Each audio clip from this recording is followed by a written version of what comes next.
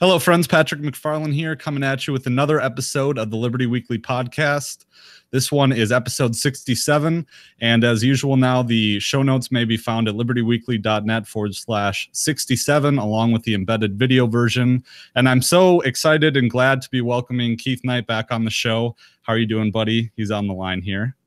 I'm doing fine, Patrick. Thanks so much for having me on, man. And more importantly, thank you for covering the foreign policy issues that are so important. It's amazing. CNN is on 24 hours a day, and you don't learn shit foreign policy-wise, but I can watch like one of your episodes and one of Mance Raiders and read 3 sentences in Fool's Errand and learn 100 times more than I can spending all that time on the Communist News Network. Yeah, exactly. And as I started learning about foreign policy, I was just flabbergasted as to why I didn't know what I was reading, because like I said in a earlier episode, I got a 5 on the AP history exam, and I never heard the history of our wars in the Middle East. So that has to be on purpose, right?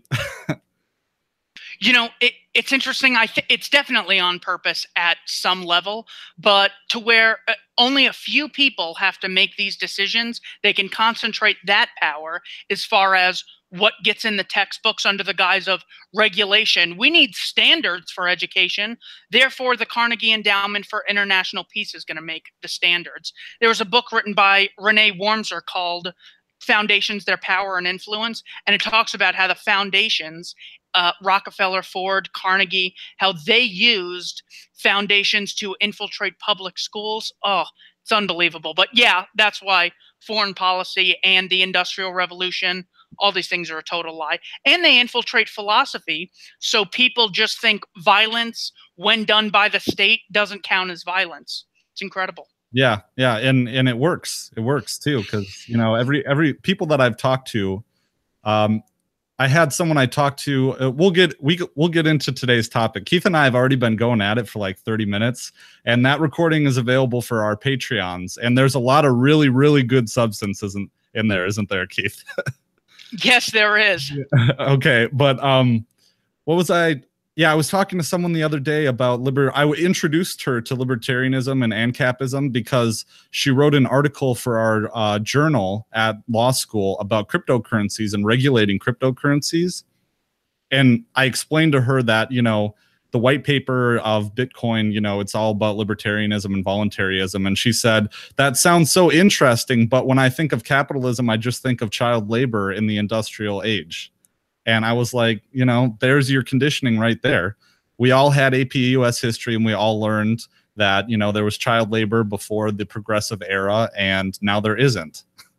As if history started in like 1830. Like every country ever and all societies had child labor all before that, but they make it seem like, well, capitalism came along, then kids started working.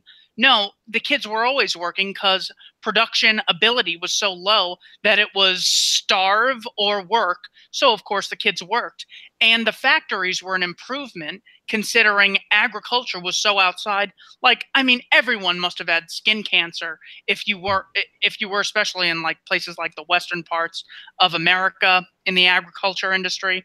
So, yeah, that is absolute nonsense. And places like Japan, where sweatshops started off, those places like Nike leave Japan because the standard of living continues to increase. Then they go to Taiwan. Then they go to Vietnam. Now they're in China mainly. So, and Bangladesh is where a lot of Trump stuff is made. So it's like this boom of standard of living that just goes from one country, builds it up, goes to another, and does the same thing. Yeah. And well, that we're kind of straying from the pre-selected topic that was from today, but you know, you run into that cognitive dissonance all the time, and it's frustrating, and especially because I think as an ANCAP, it's hard to know what argument you're going to get hit with. I mean, we've heard them all, but when you first get into it and someone just throws something at you, I should have said that, but I did a good job of explaining all the basics, you know, like delegating rights that you don't have, and why we need prices and subjective value and all that crap, and the socialist calculation problem. So, I mean, it was a good thing, but you know, you got to pull up all your cards. You got to hit all the arguments as you're explaining someone this, because the burden of proof is on us. you know, for some reason. But well, the reason, yeah. That is so incredible. The people who want to be left in peace to interact voluntarily, that's who the burden's on. We get to use violence unless you convince us not to. It is a very sad state of affairs that we're in, and that's important to recognize. Yeah. That we do have the moral high ground, even though I was just watching a Peter Joseph discussion where, you know, he was just talking about the immorality of capitalism, and everything he used applies to literally everything that exists inside the market and out, but he's just pinning it on the market economy. So yes, we do have the moral high ground, and it's unfortunate that we have to cower to advocates of violence.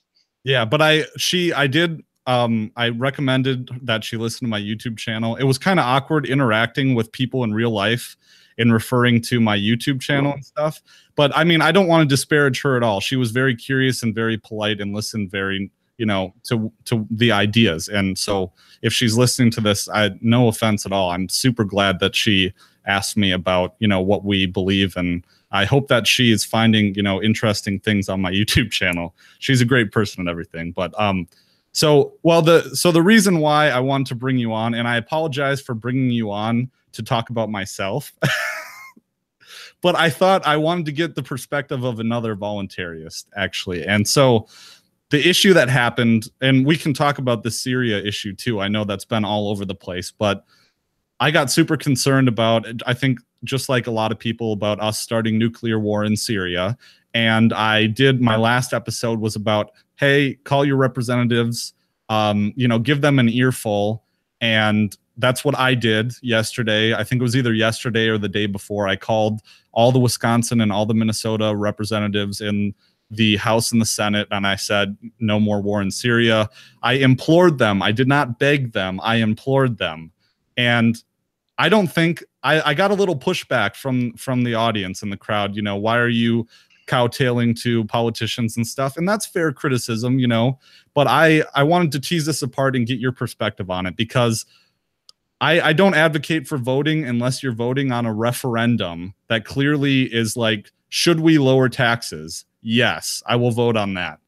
You know, I don't think that I'm cowtailing to politicians by calling them up and saying no war in Syria. I'm asking them to refrain from committing aggression. So what do you think, Keith? So I don't think that there is a central plan for how to achieve a voluntary society. There are some things that are blatantly counterproductive. Any open advocacy of the state being legitimate in any way is counterproductive. But a lot of times you just have to do things that where anything helps. So we can recognize the state as totally illegitimate, totally immoral, but having to do some things that sometimes a good thing can come from it. So if by engaging in a ritualistic voting act, we could withdraw troops from a place where war atrocities would otherwise be committed, that's definitely something we should do. The cost of calling your congressman is very low. It doesn't really legitimize the state, especially when you have like 100 hours of you openly saying the state's illegitimate and making that one phone call.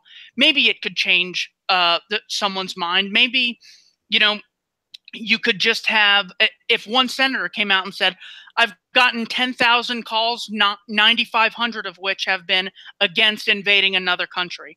I mean, how did Tucker Carlson come out with all this information where he is the anti-war voice in America? However he came about that information, I'm just shocked. I'm still shocked. If you haven't seen the video shared by Lionel Nation, it's incredible. It's just 7 minutes of one of the best anti-war rants I've ever seen on the mainstream media. So I don't think that necessarily legitimizes the state. I think, unfortunately, to be seen as a legitimate ideology, we might have to sort of step into this circus, as the great Larkin Rose likes to call it. Might have to step into the circus to legitimize ourselves in the eyes of the public. Because if we're trying to get people to consistently apply the non-aggression principle to government employees, thus rendering the state obsolete. In order to do that, we have to come across as appealing. And if 100% of us are anti-politics, we're definitely not getting the whole demographic that we otherwise could. So, yeah, I definitely, I wish I would have called just to try and do something. Yeah. I mean, it took me 5 minutes, literally 5 minutes to call 6 representatives. And I guess I'm trying not to virtue signal or say that, you know, I'm better for having done so. I don't know. I just wanted to do something, you know, instead of shitpost online or what. When it came to like, I'm not one for protesting. You know, I'm not going to sit out in front of City Hall and say this is wrong, you know, and yell and scream with the card. I might go on a street corner and appeal to people who are passing by. But I think there's a difference between going back on your principles and sacrificing your pride. I don't think I went back on my principles because I wasn't appealing for someone to commit violence or giving them authority to do. I might have been sacrificing pride just a little bit by, you know, I don't know, impliedly noticing the legitimacy of the state by appealing to them to stop. But I feel like I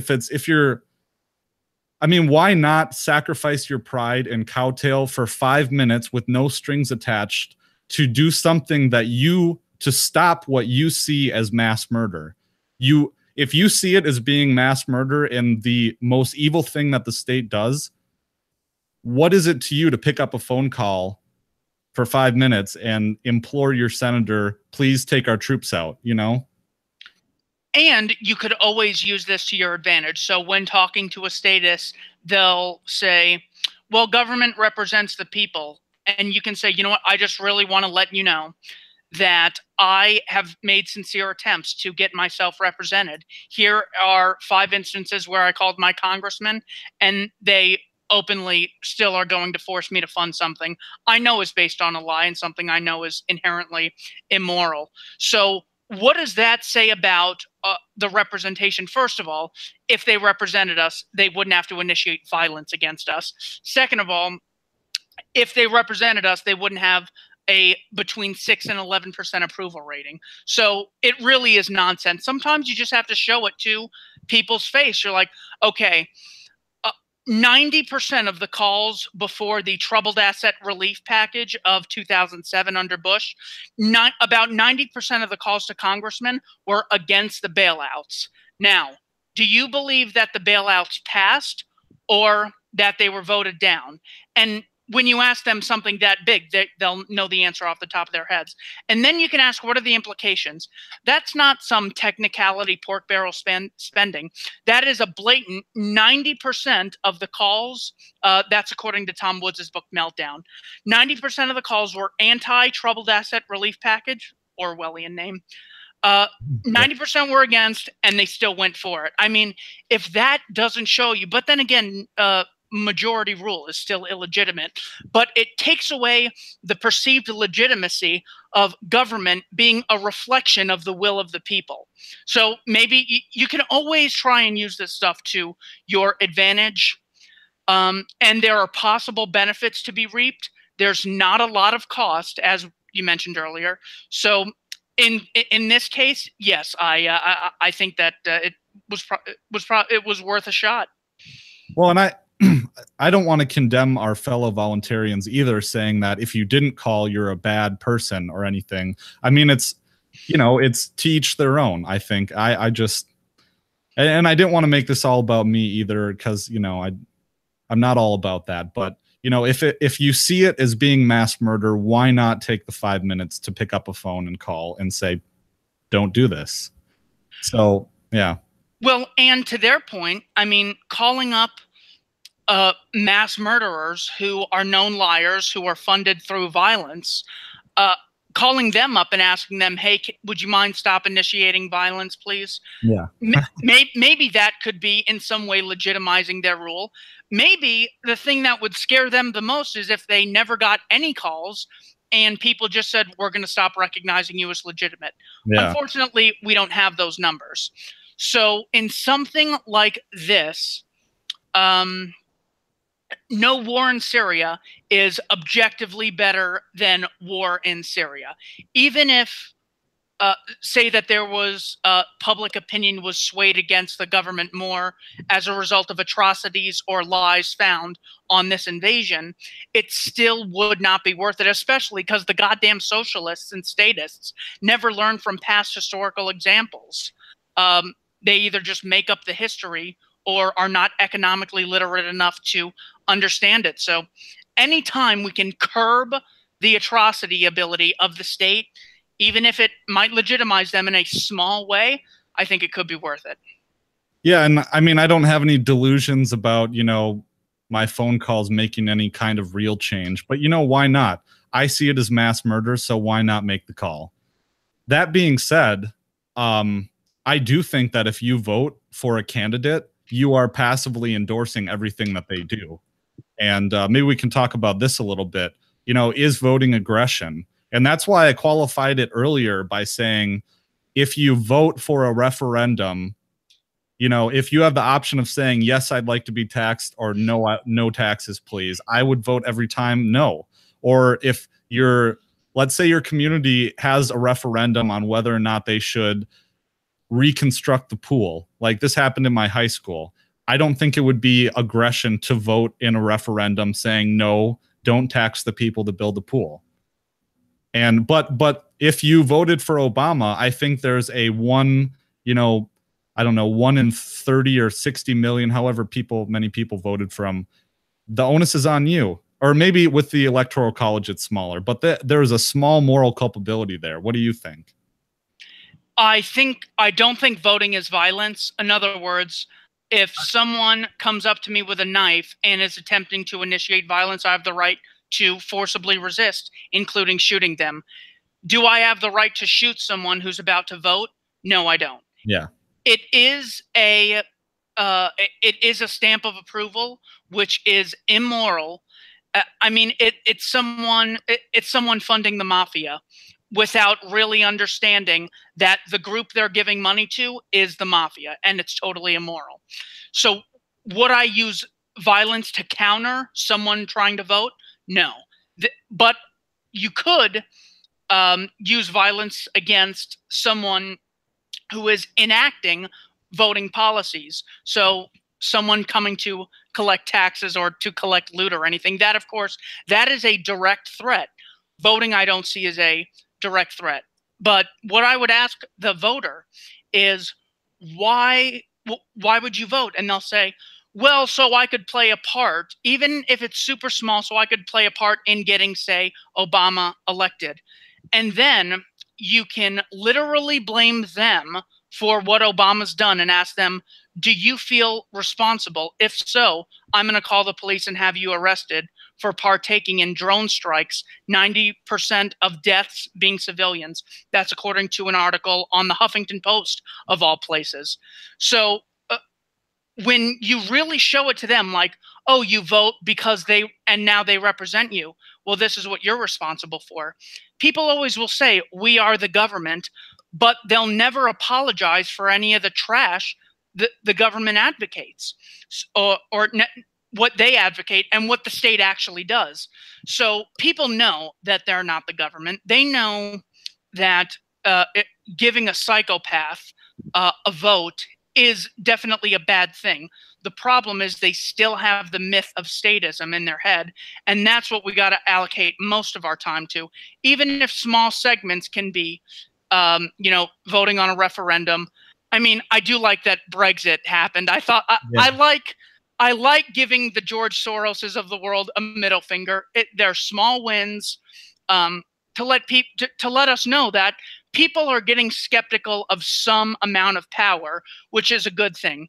Whereas if 99% of people in Britain or the United Kingdom had voted for the EU, I would have seen that as a much bigger problem than voting to leave the attempt at a planetary government. Well, let me throw a thought experiment your way. This gets convoluted, but let's say that you were appointed to be the district attorney of a small town or a county in a certain state, and do you think it would be immoral to refuse? I mean, I guess if you were elected by them, but let's say you're the dictator of the small town, would it be immoral to refuse to prosecute victimless crimes? Would it be immoral to refuse to? No, I don't think so.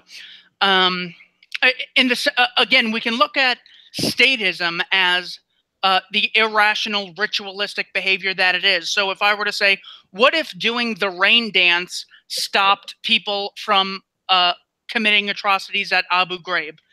You're going to be so stupid to do the rain dance and to buy into something like this.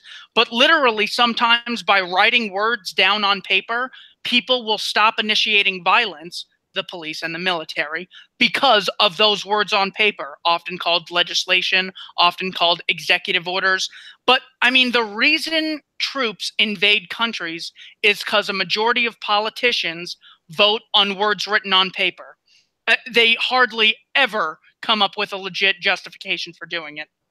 So sometimes doing irrational things that could have moral ends is justified when the end goal is non-aggression. So if the goal is no aggression, bringing aggression from 10 to 7 is closer to achieving non-aggression, even though it sucks to legitimize this absolute nonsense of government.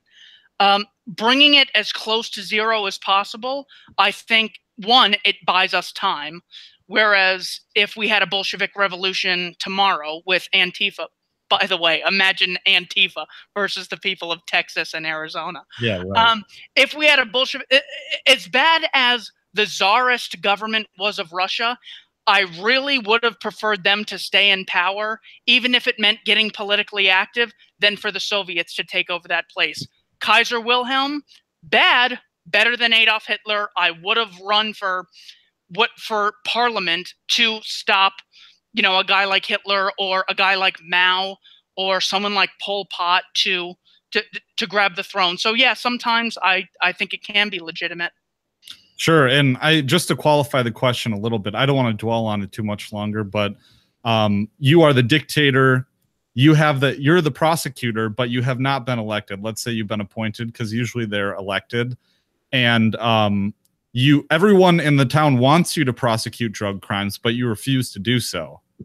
There's like a sovereignty question there, but I think you already answered it. I just wanted to clarify the question. Would it, let's say that your spouse got a job with the state, should you convince your spouse not to? Yeah, I would definitely convince my spouse not to. Well, first of all, I wouldn't marry some moron who's going to become some state apparatus in the first place. Sure. So that should be our main focus. But let's say that they get one. I do see the argument that you're sort of getting back some of your stolen money. But on the other hand, I would just ask them, are you okay with people being put in a cage for not chipping into your organization?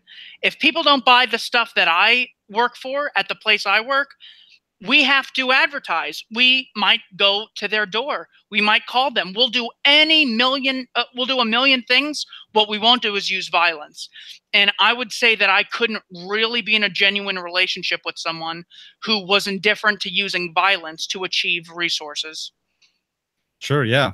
Well, I mean, that pretty much covers the question that I kind of came into. I wanted to just dissect that, and I think we did, because it's not a super duper complicated question. But I really wanted to point everyone back to episode 50 of the show, because I was listening to it in the truck a few weeks ago, and it was just such a good episode that we did together. Not to break my arm patting myself on the back or patting you on the back, but that was such a good episode. And do you want to fill in the viewers in what you've been doing in the meantime? I know we already kind of talked about all your interviews, but you had a big one with Larkin Rose. You want to talk about that a little?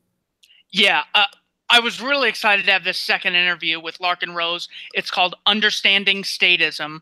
It's in 2 parts because halfway through his Chrome died. So I just started a second part. And I thought it was really good. So I have 4 hours with Larkin Rose.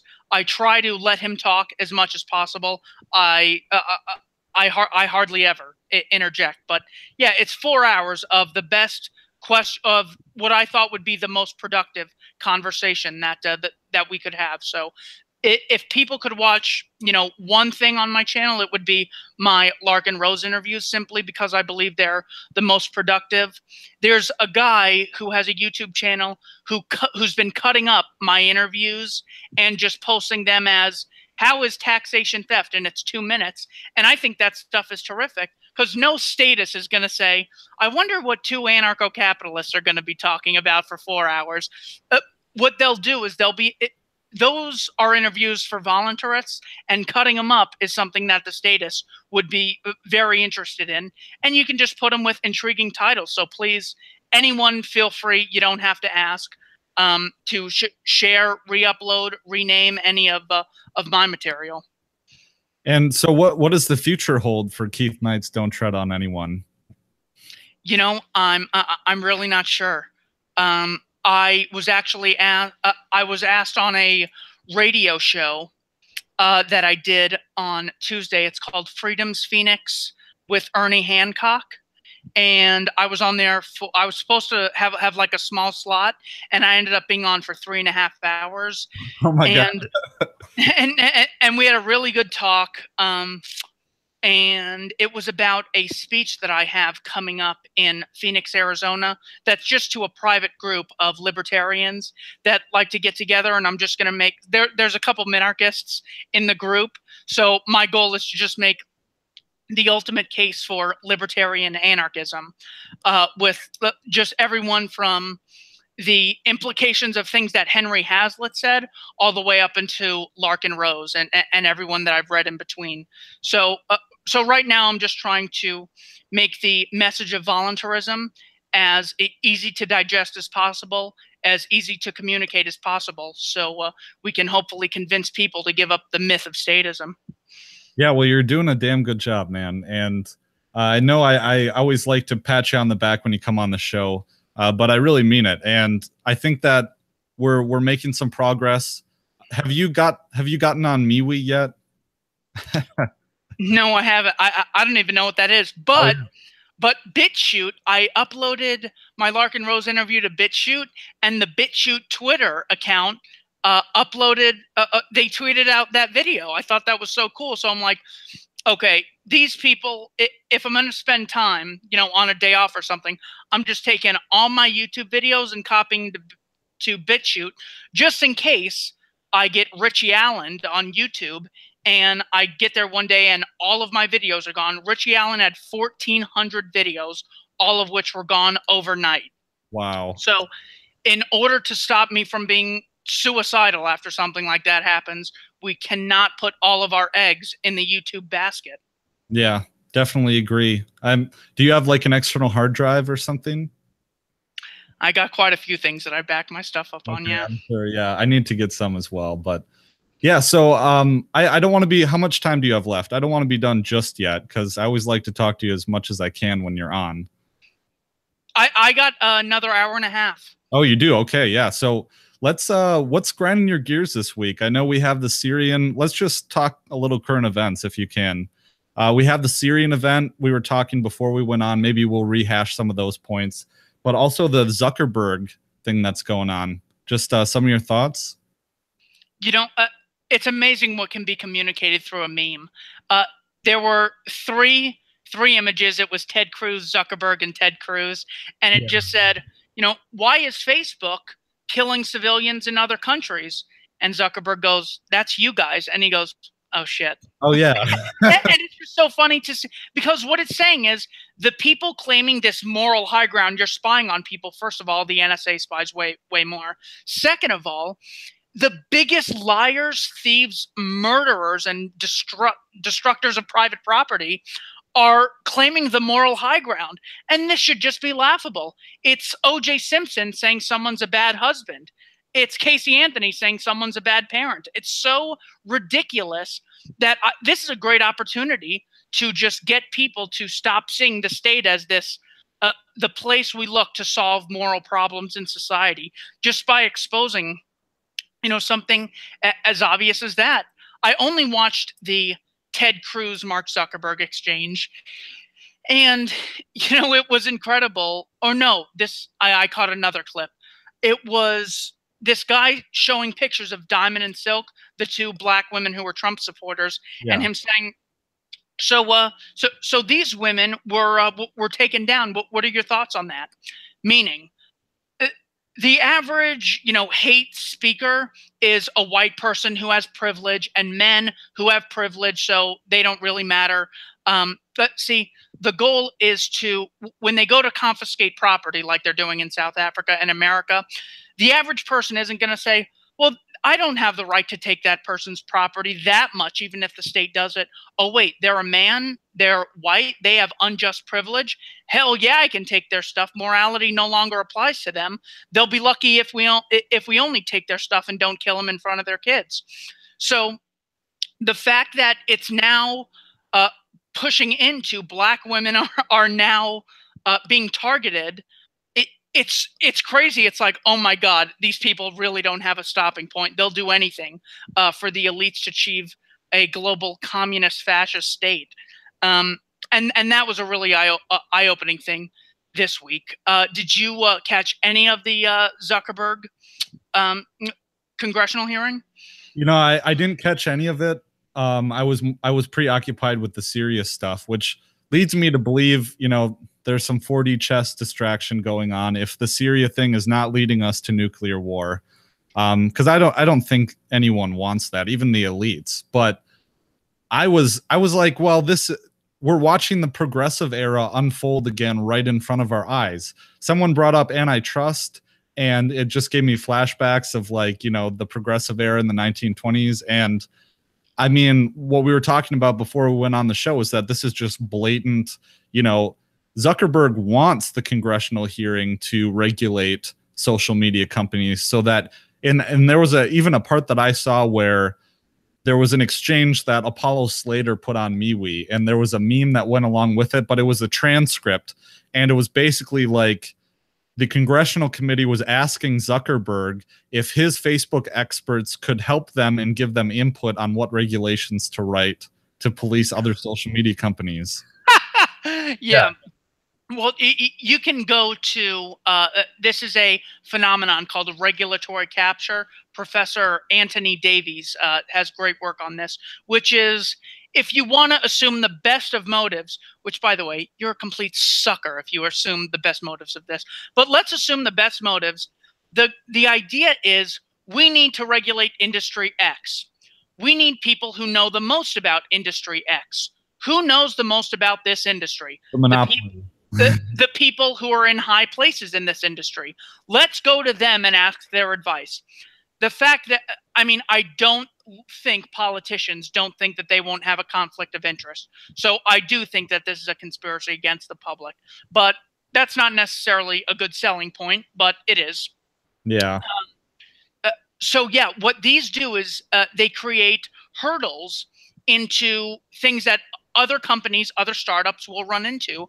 If you watch The Social Network, you can see that Zuckerberg, along with the Winklevoss twins, they were going to Harvard, but they weren't necessarily in a high societal position to where they had tons of investors who gave them tons of ideas, tons of resources, tons of coworkers. It was really something on a very small scale. It was just a Harvard social media meetup network where Zuckerberg met his wife, who should be ashamed for marrying that sack of shit. It was just for students at Harvard, and then it turned into the huge thing we know today. If we assume that that's the legit story, those stories are going to be impossible once this social media Silicon Valley regulatory state is implemented. And these leftists who say they're against big business and they want employees to have choices and all these options, they want customers to have options, it is the exact opposite of what's happening. The Dodd-Frank bill in the banking industry is the perfect example of this. JP Morgan and Goldman Sachs were the biggest donors to Obama, and Goldman Sachs was one of the biggest to Hillary. And they picked all of his cabinet members before sorry to interrupt. Goldman Sachs picked all of Obama's cabinet members before he was even elected president. There was the email in the leaks. Was that Citigroup or? Was Goldman it Citigroup or Goldman Sachs? I thought it was Goldman I think it was Citigroup. Was it? Okay. Well, you know what I'm talking about, right? But yes, but yeah, that came out in the WikiLeaks along with the Pied Piper strategy, where Hillary was like, you know what we should do? We should either get Ben Carson or Ted Cruz or Donald Trump. And I think Trump was the one that they really wanted to run against. No one could beat, of anyone, any of these candidates. Of course, Donald Trump has the least chance of beating Hillary Clinton. But okay, I know. I derailed your excellent monologue there. Do you remember where you left off? You said something about Hillary Clinton. Okay, so we can see that Goldman Sachs and JP Morgan having funded Obama, Goldman Sachs giving Obama speeches after for hundreds of thousands of dollars, open bribes. And the Goldman Sachs Hillary connection is just staring you right in the face. And under Obama, he implemented banking regulations. We would have seen some sort of impeachment process or assassination attempt or some withdrawal of campaign support had this been the pro consumer bill that they claimed it to be. Like, business is predatory and government steps in as a shield for the consumer. It's the exact opposite. The state is the tool that political entrepreneurs use to outcompete market entrepreneurs who engage in voluntary transactions. So contrary to everything that we think that we're taught the state is there to help us with, it actually is the tool screwing us the most. It does the exact opposite, and the regulatory capture is the perfect example of this. Well, we at least need a state to regulate the big corporations. Well, the big corporations can't take a penny out of your pocket unless you go trade voluntarily for one of their products or services. And more importantly, they don't claim the right to rule you. So if the CEO of Walmart, Doug McMullen, writes down on a piece of paper, everyone in Arizona has to start shopping here and they can't have these weapons, people would laugh at that because no one recognizes him as a legitimate ruler. The state is the problem, and using examples of regulatory capture, of right to rule, it's a great way to expose this kind of stuff. And that's why you summed it up perfectly in that meme with Zuckerberg is, Zuckerberg, or say it again. Was Ted Cruz says to Zuckerberg, who's the one? Yeah, go ahead. Oh, yeah. So it's Cruz, Zuckerberg, Cruz. And it's Cruz saying, why is Facebook killing thousands of civilians overseas? Zuckerberg saying, that's you guys. And Cruz saying, oh, yeah, sorry. Yeah, or something to that extent. I think Mance Raider on Twitter put it up. But it's just so funny, just staring you right in the face, how these evil criminals are trying to totally distract you. In the same way, the abusive ex-boyfriend will say, look at how bad these other guys are, and everyone is terrible. That's why you need me. As bad as I am, there are bad people out there. I mean, Washington, D.C. interferes in 50 states every single day, and they expect us to believe they give a hoot about Russians setting up advertisements on Facebook. Yeah, that is interference. Zuckerberg mentions this. This is another dog whistle to the elites, not just posting a picture of him reading World's Order by Henry Kissinger. Zuckerberg saying, we got to fight things like violence, terrorism, hate speech, and foreign interference in our election. Yeah. That line was such a, oh, please love me. Yes. It really was. It's like, please let me be on the board of who gets to write regulations for my competitors. A huge regulations for your competitors. The most blatant example, I thought it was the Goldman Sachs one with Obama and Hillary. It's not. It's a thing called Certificate of Need laws for hospitals. So a bunch of hospitals in a state get together and get to sign off whether or not more demand is needed in their area. Meaning, when a new hospital wants to come up and compete or provide a service, whether it's state, private, or charity, the competitors get to vote whether or not someone gets to take their business. It's so pathetic. Wow. And of course, this is another thing driving up healthcare prices, that the moron Bernie Sanders, and the dumbest bitch ever, Elizabeth Warren, that they never address that. They literally never address that. And it's because healthcare access is so difficult, not because producers don't want to get with consumers and no one wants the product. Everyone wants to change and make that exchange as easy as possible. The problem is the hurdle being implemented by the state regulators at every single level.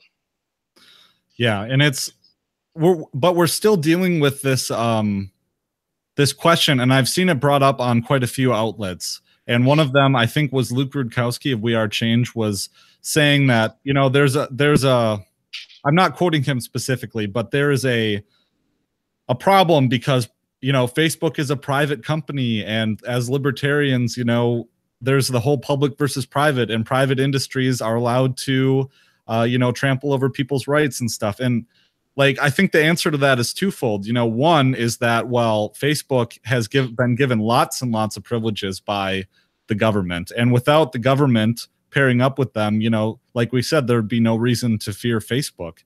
And the second is that, you know, corporations are not people. And I think that this is something that libertarians get hung up on.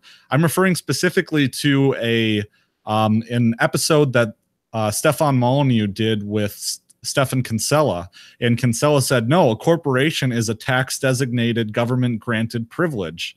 You organize your company and the government puts you in this category.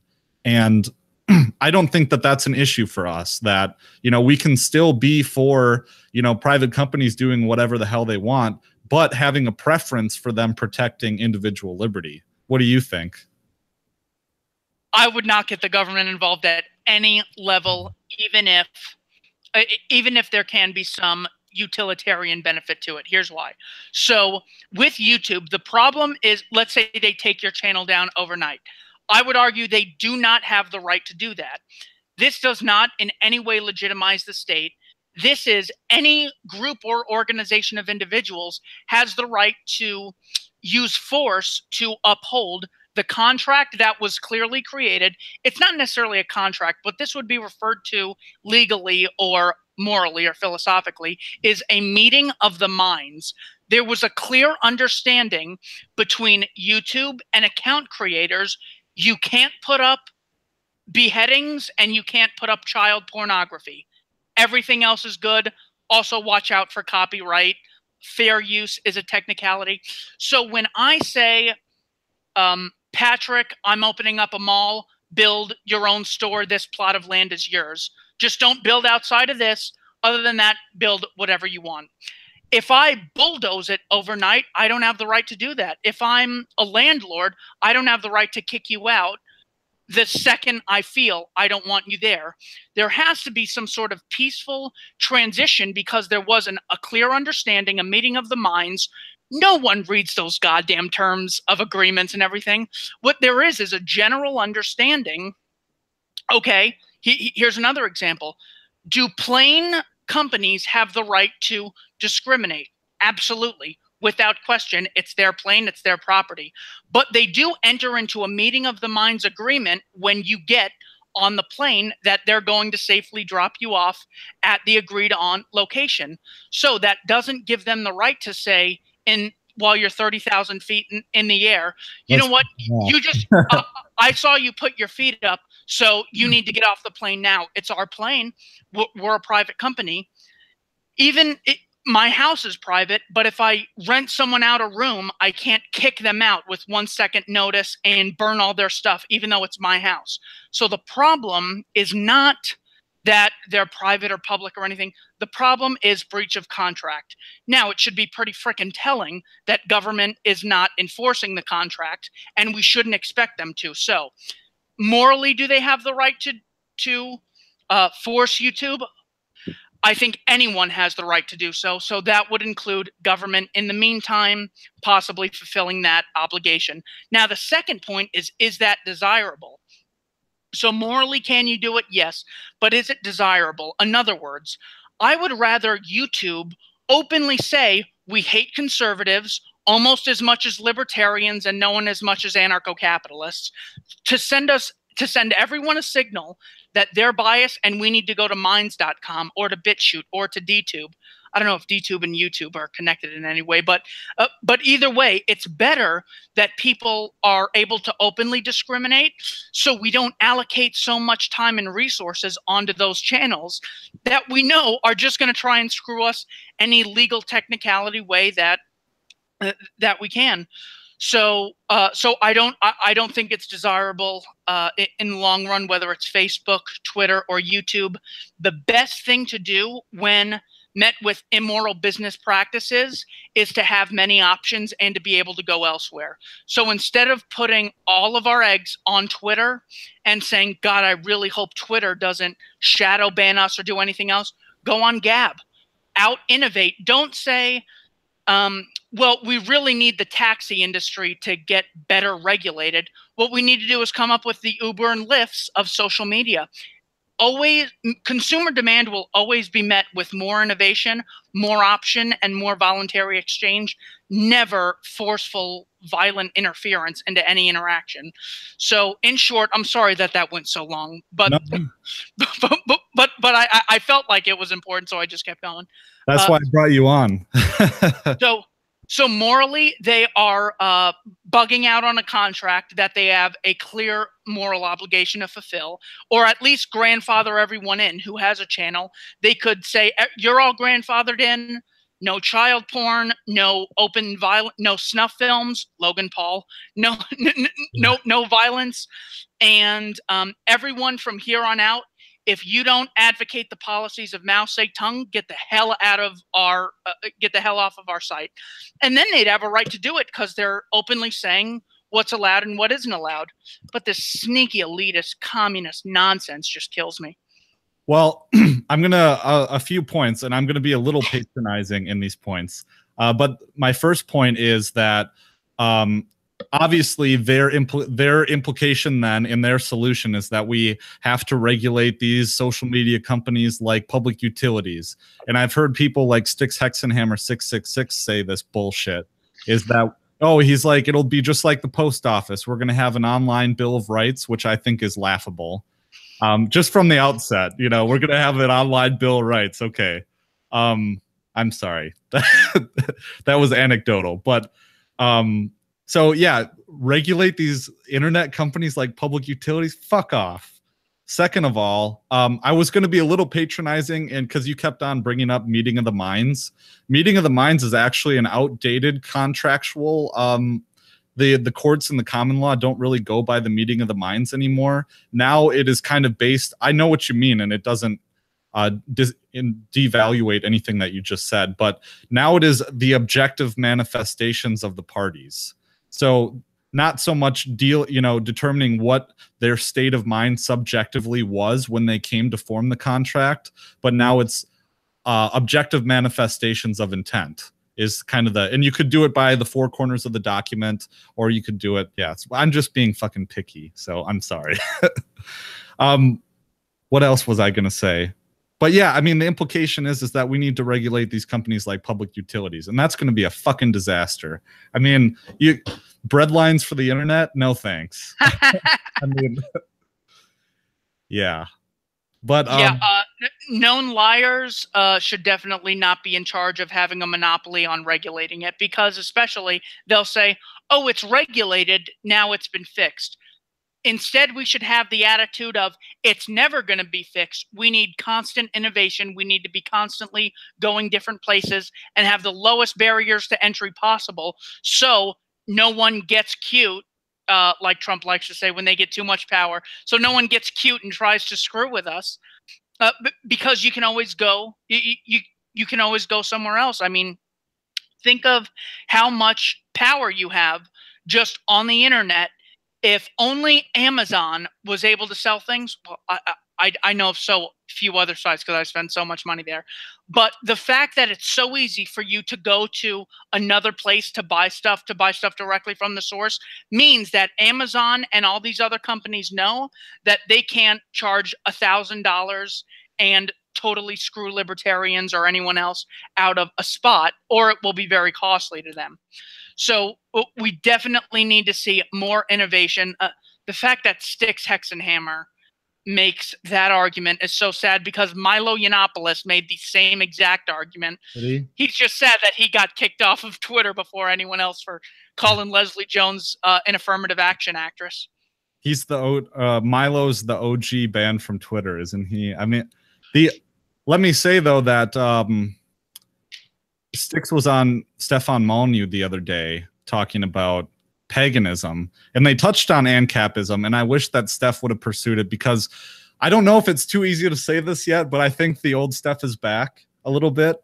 I didn't listen to him through the Trump, because I discovered him before the Trump era, and then I kind of stopped listening to him, and now I started listening to him again ever since the budget bill was passed, and ever since Trump has been escalating. And now it seems that Steph still cares about the old shit that he did, but now he's not pro-Trump, which I don't care anyways, you know, I don't know. I'm not a huge fan of pro-Trump people, but I like Stefan Molyneux and a lot of stuff. And I know that you've been on his show. You're kind of, would you describe yourself as a big fan? You've stuck with him this whole time?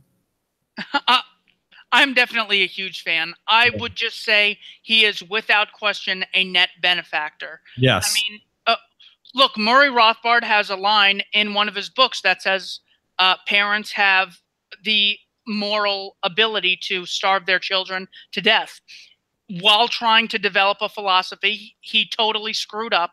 And I'm so glad everyone from Tom Woods to Lou Rockwell has pretty much said, no, we don't accept that. Yeah. So once you say that, that's one of the worst things you could say. So advocating for Trump might not be as bad as that one line that Rothbard said, but no question is Murray Rothbard one of the most valuable human beings that's ever existed to make a consistent critique of the state and application of the non-aggression principle and the private property ethics. So as far as Molyneux goes, I had a great time. And off the air, I spent time with him and Mike, the guy who does his show, and they're pretty legit. They're really good guys. All their anarchist stuff is still up there. So it's not like, and it's there for you to copy, to download, to do anything with. So I don't think he's a sellout. I don't either. Let me just put that out there. I don't. Yeah. Yeah. And I think he was just so like, hey, the state's illegitimate. People still aren't listening. I've been doing this for 10 years. I'm going to go all in on Trump. It's worth a shot. He's objectively, there's nothing better that we're going to get with Hillary. Maybe this Trump thing is worth a shot. And when you get someone like Trump, who both parties pretty much hated, the elites of the Republican Party mostly hated Trump, and now he's cowering to them. So this is a great example of how the drain the swamp anti-establishment guy can still get totally sucked in by the state apparatus. So if it happens to Trump, God, it could pretty much happen to anyone. As far as people who are electable from the populace, would it have happened to Ron Paul? No. But I think Ron Paul would have driven by a grassy knoll real freaking quick before he was able to do anything. And Molyneux, yeah, the guy still sticks with it. And pretty much every time he advocates anarchism again, I cut out the video and upload it. So I have him with Owen Benjamin, the end of his Michael Malice interview, the thing with Dave Smith, his omnibus rant. All of those times recently, he's come out and consistently applied that application. Now, had he only stuck with anarcho-capitalism, would he have gotten on, say, Steven Crowder's show? Would he have gotten Milo Yiannopoulos? Would he have gotten, all these other big interviews? What we could see Molyneux as is sort of a bridge where we could say, yeah, this ideology is legitimate. You know who Molyneux is, a guy who a lot of Trump supporters are cool with, and people who are white advocates, sort of. If you're cool with him, here are some other of his ideas. We can't just have Adam Kokesh and Larkin Rose. So when Eric Bolin on Fox News said, some people are capitalism, I'm an anarcho-capitalist, it was really weird hearing him say that, but he did say it. Just getting the message out there is so valuable. And yeah, I'm not a Molyneux hater at all. Well, and I wouldn't rather have anyone else to talk to the Trump crowd. You know, I'm sure there's a lot of people who heard about ANCAPism, and I mean, even just from a businessman perspective, I mean, it's probably the biggest thing that Molyneux has done for his own business, Freedomain Radio. I mean, he has almost 500,000 subs now, and he would not have had that before the Trump moment, you know. So anyway, yeah, but just because you're getting subscribers, he'd get more subscribers if he just parroted everything Rush Limbaugh said. I'm sure, but, yeah. But the fact that, you know, and I don't know if this was a plan of his, but it certainly is working, where when you appeal to the mainstream, you get mainstream people in, and then you advocate anarchism, and then you bring up the non-aggression principle, and then he's staying strong on foreign policy. Yes, he advocated this BS trade war that the moron Trump is advocating, but either way, he'll still bring up the stuff that we need the right to hear. We need conservatives and minarchists and state skeptics to hear this kind of stuff, because it is possible for us to lose people. Richard Spencer, I think, spoke at Hans Hermann Hoppe's Freedom Summit when he was a libertarian, and now he outright advocates nationalism and socialism. Richard Spencer is a freaking Nazi, whereas Jared Taylor and a ton of other white advocates are not Nazis. But we're going to lose people if we don't go mainstream and we're not able to appeal to a larger audience. Steven Crowder has 1.7 million subscribers, and he's talked about anarcho-capitalism passively on the show. Who did he hear that from? Who did they hear it from? Probably Stefan Molyneux. It's unlikely they were reading Lou Rockwell or Murray Rothbard or Stephan Kinsella. It's most likely the guy who made something like that popular. You know where they hear it? They were listening to the Liberty Weekly podcast. I certainly hope so. That would be terrific. Well, so a couple things. You mentioned the term state skeptic. I'm going to adopt that. That maybe we can refer to some of our quasi allies as state skeptics. They're still statists, but they're state skeptics. They're state agnostics. We'll develop that. But this kind of leads into the whole Europe thing, and maybe we can touch on that before we go. One thing that I mean, things just continue to get worse, I think, and I'm not an optimist. I'm sorry. If that hasn't come across in my show that I'm not an optimist, I don't know. I try to be optimistic on my show, but when it comes to, I mean, we've just seen Britain, specifically Britain, the UK, degrade almost entirely in a matter of a year or two. The last few months have been horrible for British liberty. Have you been keeping tabs on this? I've followed it like loosely, but it is really, I mean, they can't carry knives with them without a good reason. I mean, anything they say, Dankula went to jail, or he's being sentenced pretty soon, I think, for hate speech on the internet. Do you have any thoughts on that? Yeah, those are absolute freaking atrocities. Maybe the best thing we could do is use those as examples of, you think the slippery slope argument's a joke? They're literally confiscating scissors. The UK police department posted a picture today, and Anarchy Ball retweeted it that said, "You guys are fucking pathetic." And it was them saying, recovered on the streets. Sadiq Khan, the mayor of London, said, "There's no reason anyone needs a knife."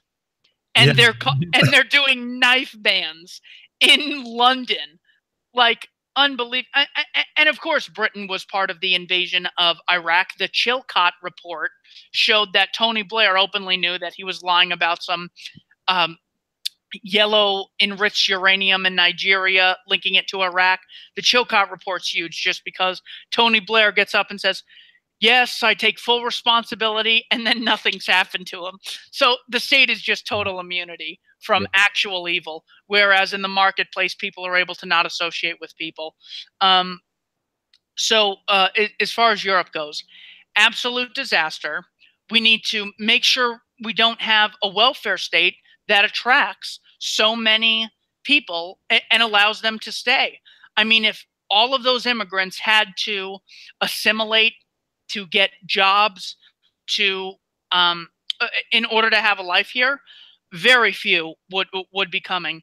If it wasn't for the U.S. policy of invasion, if it wasn't for the elite clear plan to sort of knock off the power and influence that white people generally advocate, which is more freedom, which is why the left loves the minority vote and constantly will make up minority stores. I mean, they still advocate the wage gap. There was an inequality town hall with Elizabeth Warren and Bernie Sanders, people who claim to rule you and I are real worried about inequality in society. Yeah, the Europe thing is such a disaster. I think we need to put all of our efforts into stopping this welfare state and stopping the warfare state at any costs. But do we have the right to use violence against someone crossing the border? I still don't think so. I still don't think so. I mean, look at if you take all the crime committed by black people, it's huge as a percentage. Would that justify having kept them enslaved? Even though a lot of you can read the slave interviews by the WPA done in the 1930s. It was a New Deal project, but so many slaves were happy as slaves, and it's no wonder you don't have these things grow up. You don't have these things shown to us often, but a lot of them were happy, but it was still completely immoral. So even though large-scale atrocity, if every man was put in jail, rape would go down like 99%. Because most rape is caused by men. That doesn't give us the right to initiate violence against all men. Same thing with gun control. Yes, there's a lot of gun violence, but that doesn't give you the right to confiscate guns from everyone. So I still don't think the state closed borders position is still justified. Even though it gets tempting more and more every day when I see the videos. Dennis Wise put up a video. Dennis Wise is a Nazi, and I don't advocate anything he does, but he put up a Streets of Paris video. And, you know, the thing that happened in Cologne, Germany on New Year's Eve, it's really bad. It's really bad. And I hope that we can use this as a look at what state atrocities are capable of. We should privatize the entire U.S. and then you'd have a moral justification in forcefully keeping people out. White nationalists, let's have an alliance. Let's pool our money together, voluntarily buy up all the land. Adam Kokesh bought land in Arizona from the federal government for like 13 grand. Yeah, it was expensive, but they can just come together. Any millions of things we can come up with voluntarily are justified, whereas I still don't think coercively blocked state borders are justified. In fact, I would say they're definitely not. Yeah, and I would agree. If anyone that you talk to who understands the fallacy of the drug war and what we're doing should understand like why we can't have closed borders, because closed borders would be fighting the effects of a given policy and not the cause of it. And you see the same thing with the war on drugs. You know, why are drugs so destructive? Well, it's because the state makes them illegal. Well, what's the solution to that? Is it giving the state more power to fight drugs, or is it, you know, just making drugs legal? And yeah, I think this is something that I've addressed a lot in the show, just talking about how, you know, the migrant crisis being a lot to do with the fall of Libya and the fall of North Africa and Hillary Clinton's policy. And now, you know, Libya is total, you know, it's a shit show. There's people being enslaved openly and sold in slave markets. And it's caused a lot of people to come directly to Europe. So, you know, how about we you know, stop overthrowing secular dictators and stop overthrowing secular dictators instead of spending massive amounts of money to build a wall. And yeah, so.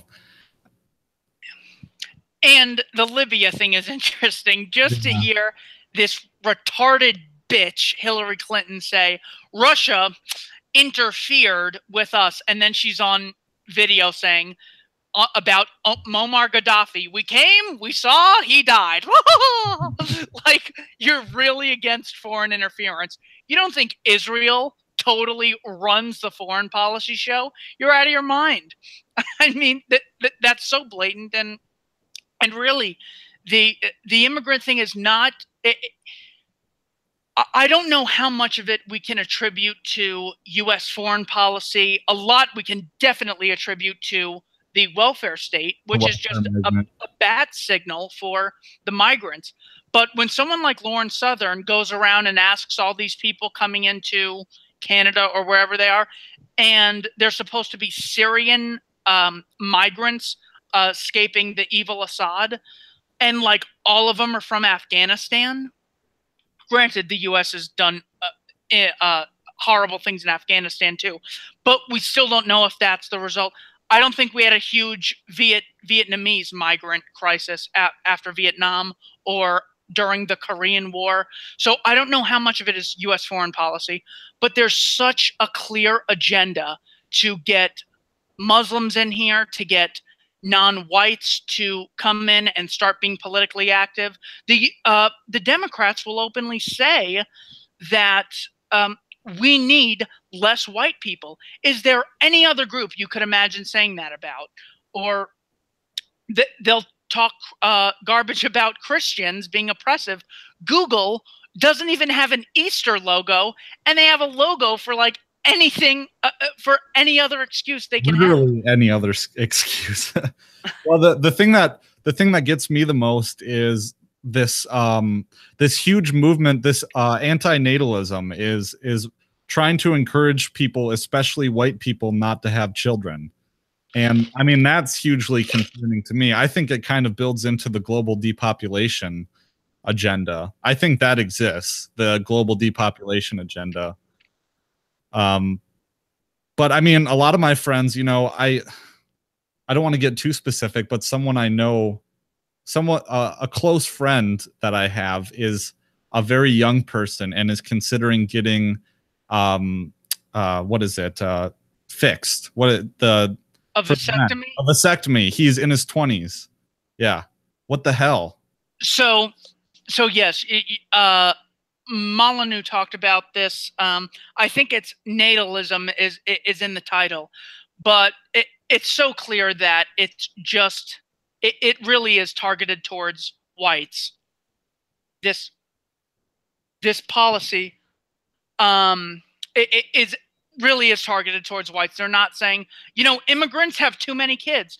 Come on, Mexicans have a lot of freaking kids. That's nothing bad. But if I'm saying people are having too many kids, cracker, you're obviously not really worried about that. How about third world countries having kids? Aren't you global warming, population crazy people terrified of those people? Shouldn't something happen there? Now, there's two documents by the Club of Rome, Limits to Growth and First Global Revolution, along with one by the Hudson Institute called Report from Iron Mountain. These things openly advocate population control.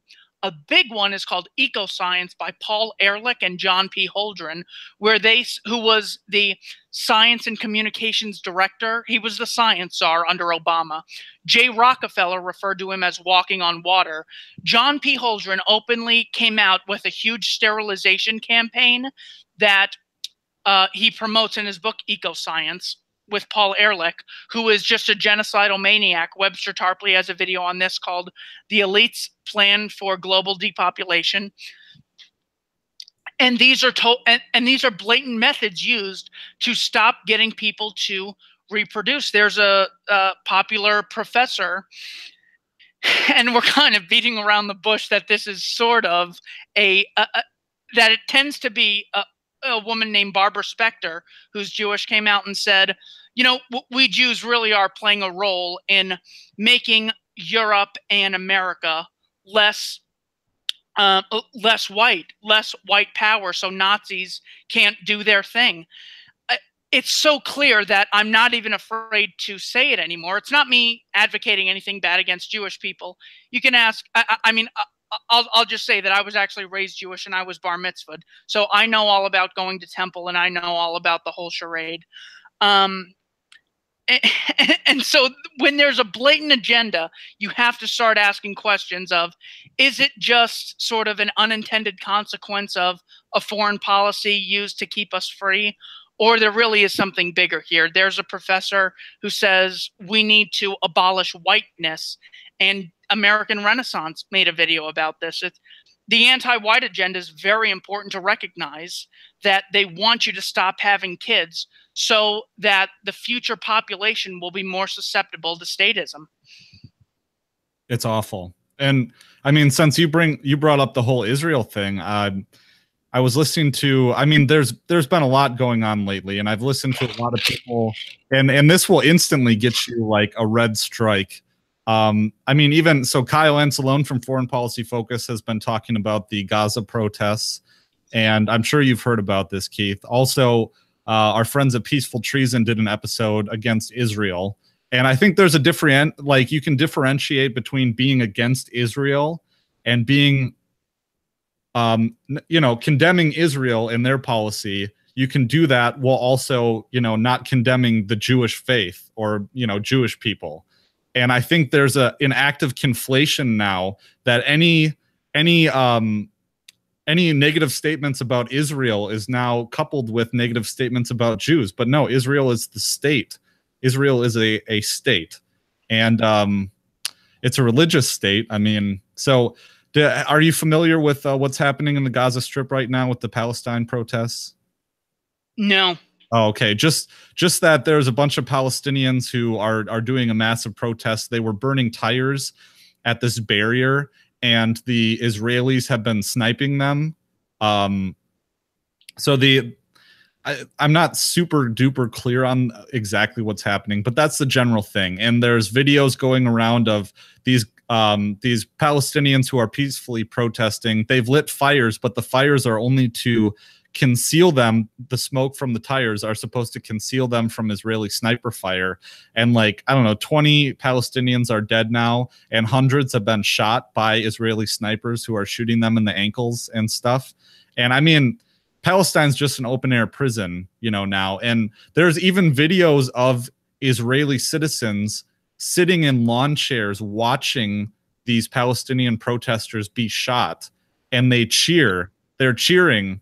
And there's several corroborations of this, and it's not taken out of context either. They made, I should find the article I was looking at, but the Israelis, and this is a thing in Israel, is that Israelis get out and they actively advocate for genocide against the Palestinians. I mean, straight up marching through the streets, carrying banners that are advocating, you know, mass execution, genocide. So I thought you might be a little more familiar on it, but do you have any thoughts?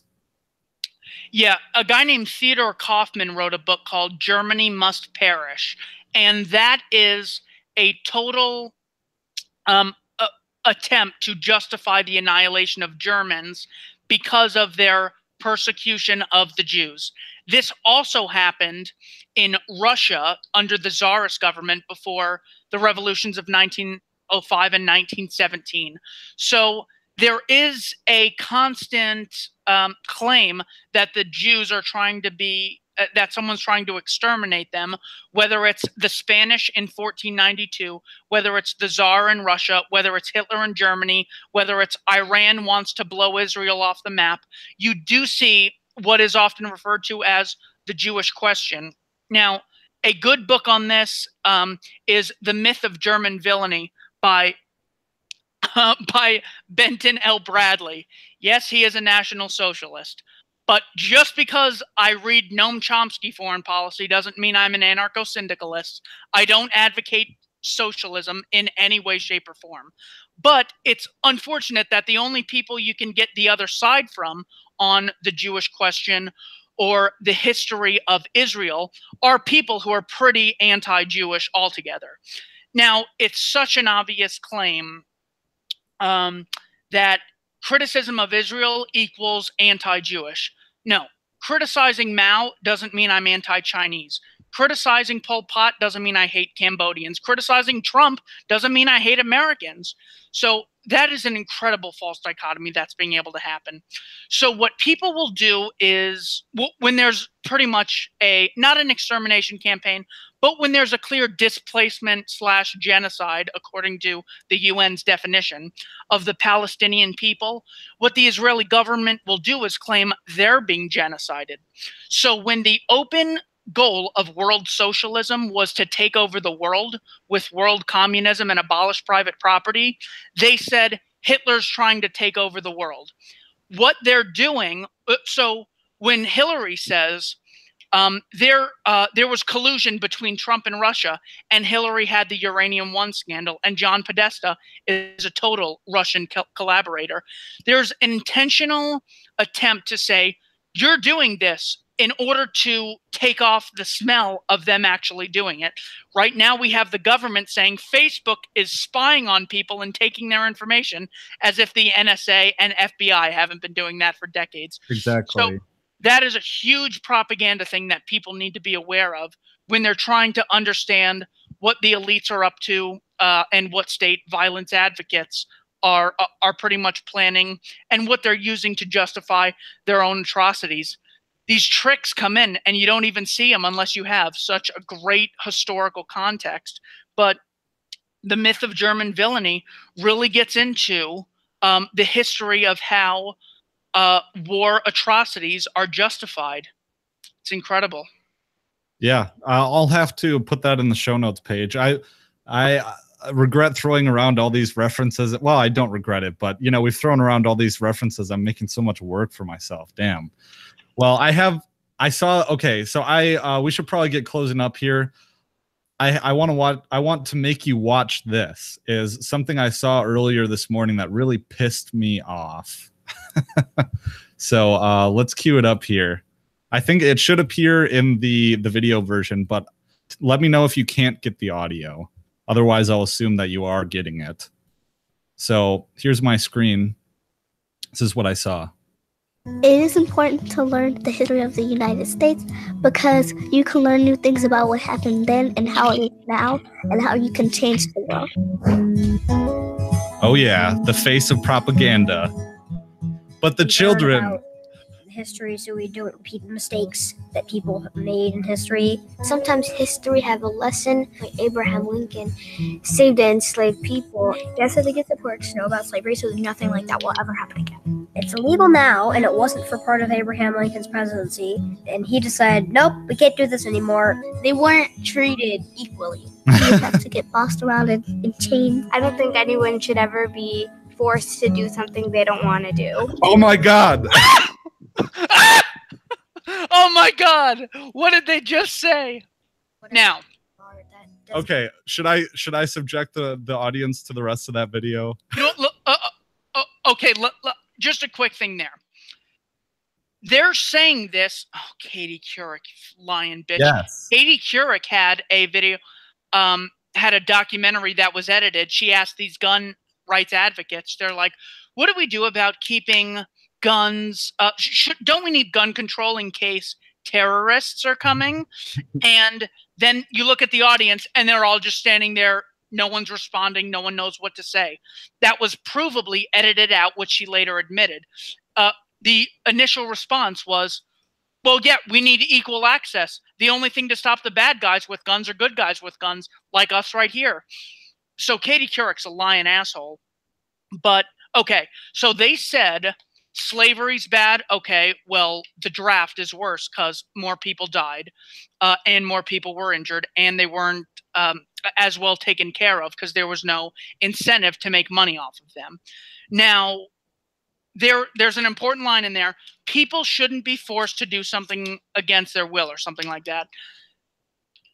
The average person is going to agree with that. That's why Katie Couric puts it up there. Now, everyone pretty much believes that. So we can use this as your own values. We libertarians not only agree with, we take them to their logical conclusion. So even blatant propaganda we can use to our benefit. And this is a perfect example. Well, let me clarify for the listeners who are only listening audio only. This is a snippet Katie Couric tweeted this video. It's about America Inside Out. I think it's a new show, a new propaganda show on Hulu, YouTube, or something. And this is just like a trailer from it, I think. So what, is there a whole 30 minutes of this this horse shit? I don't. So let me play the rest of the video. I don't think anyone should ever be forced to do something they don't want to do. Man, that music. We're the side of righteousness. How could we be wrong with music like this? Off the color of their skin. Whatever color they are, that doesn't matter. It's just counts what's on the inside. Some people are definitely treated differently sometimes because of the color of their skin. There was like some riots that happened recently. We just want like happiness, peacefulness, and no racism. Well, a statue is to show thankfulness. I think for remembrance and honor. I think the person that would deserve a statue is Abraham Lincoln. I think Obama. John, because he's the most lit person and he can fight really good. Emma Watson, she stands up for women's rights, and I think that's very good and important.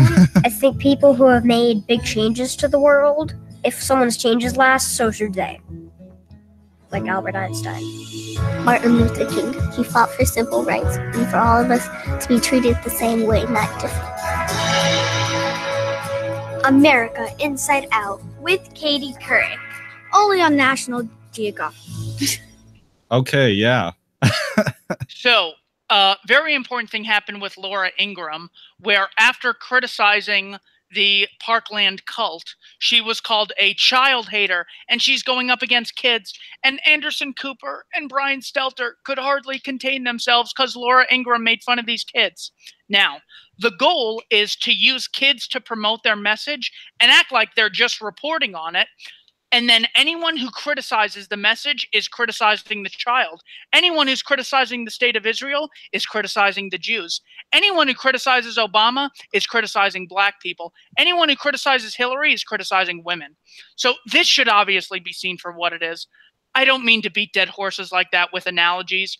My point is that my reasoning for believing it's legitimate, because there's too many consistent examples. So I'm sorry if that's a jerky habit that I have, but nope. So they said a few things. If your effect on the world has lasted, then there should be a statue of you. Okay.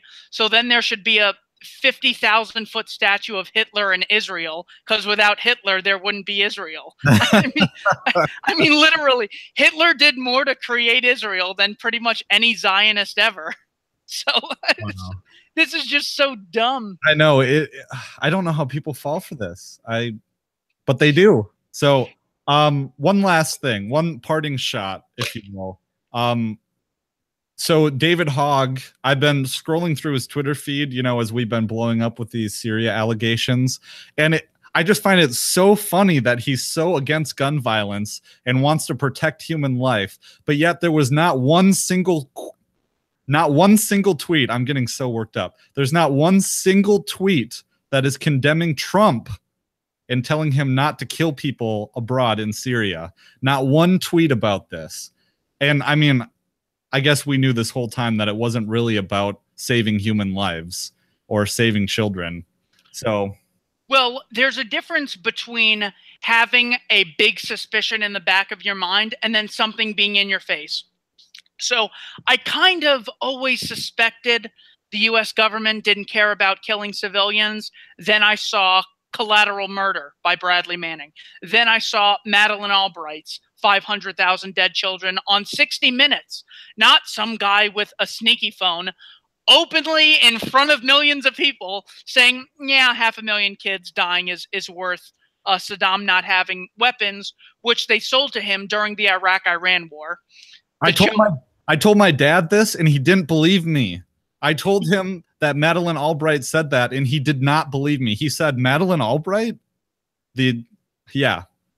That See You Next Tuesday was just on Stephen Colbert's show. The guy, very skeptical of Donald Trump, applauds Madeleine Albright. Now, ironically, my dad, who is a veteran, making my life hell, but I told him the same exact thing, because when I saw it, I'm like, this is a fake video. I definitely would have heard of this by now.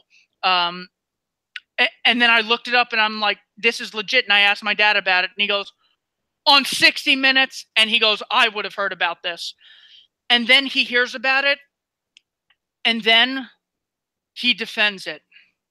He literally says, sometimes we, as if he was involved in the planning of the execution of the sanctions. I'm sorry, the blockade.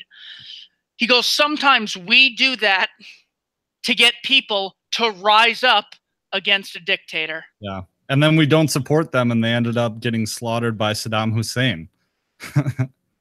It's unreal. It's unreal. So there's a difference between there being a suspicion that the Parkland gun control advocates don't really care about life.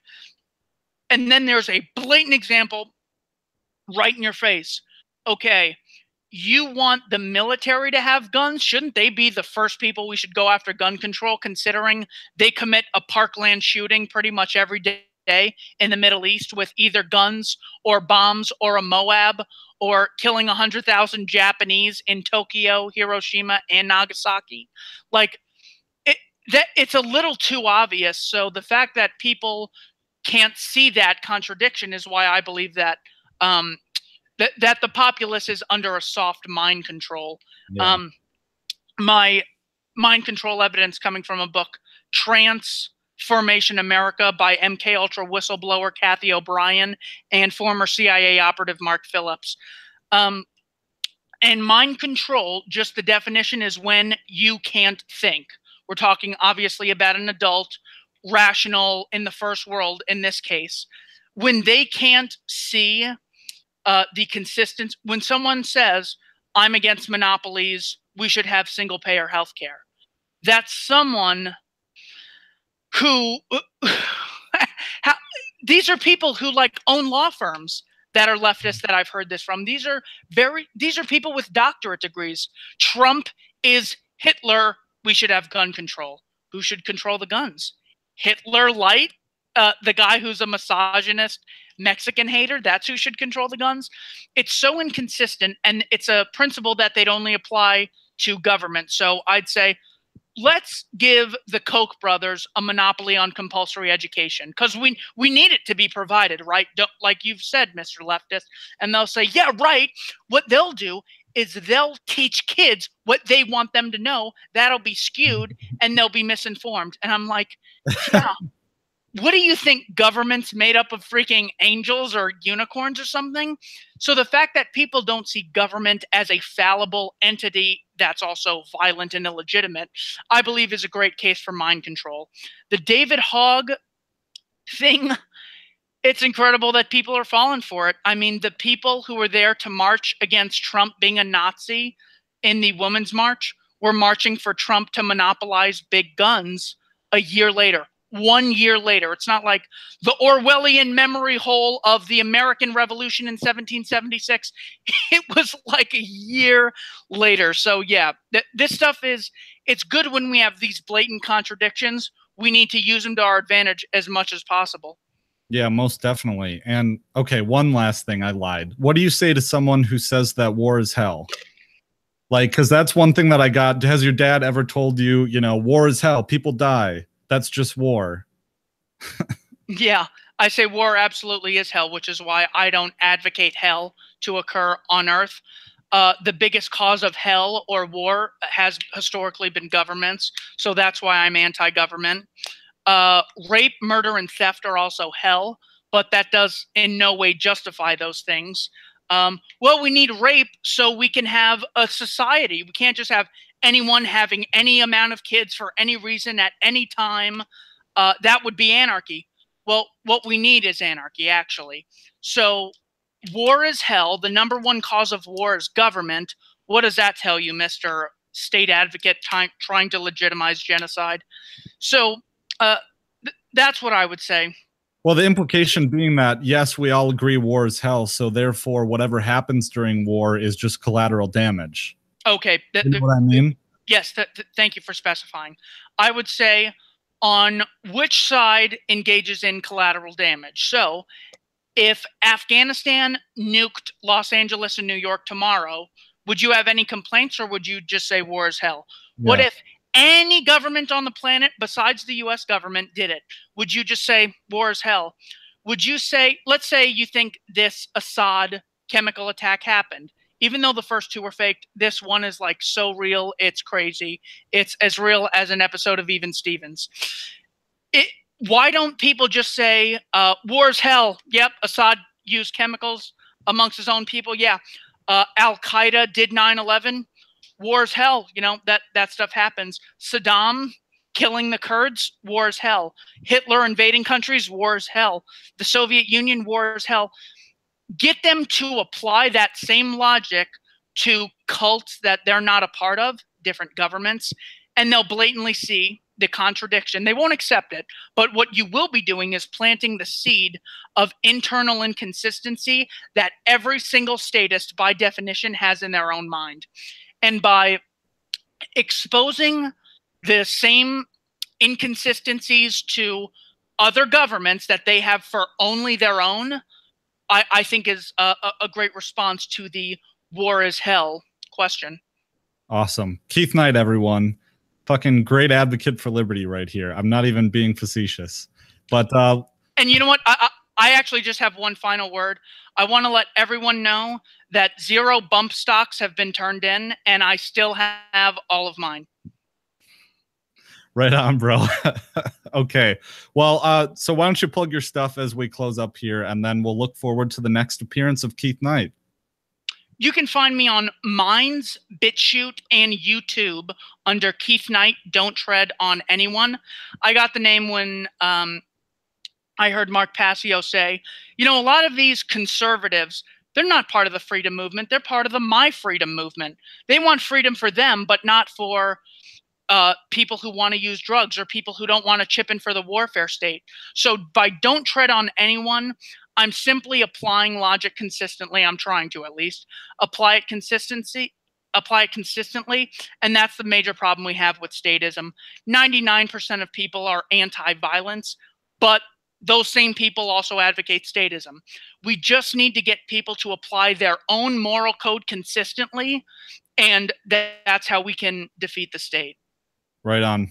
All right. So glad to get you on again, Keith. I really enjoy every conversation that we have, and I'm just glad that we're doing it. So, oh, I had to the Minnesota Wild play tonight. As long as I've been kind of a statist, one thing is hockey. I make an exception for hockey, even though all the stadiums are funded with taxpayer money. Well, the Wild are about to lose again in the playoffs, in the first round probably. So yeah, I had to rep my team. Hashtag my group. So I love hockey. Anyways, thanks a lot, Keith Knight. We'll get you on maybe hopefully sooner than this last reprieve was. So Keith Knight, everybody.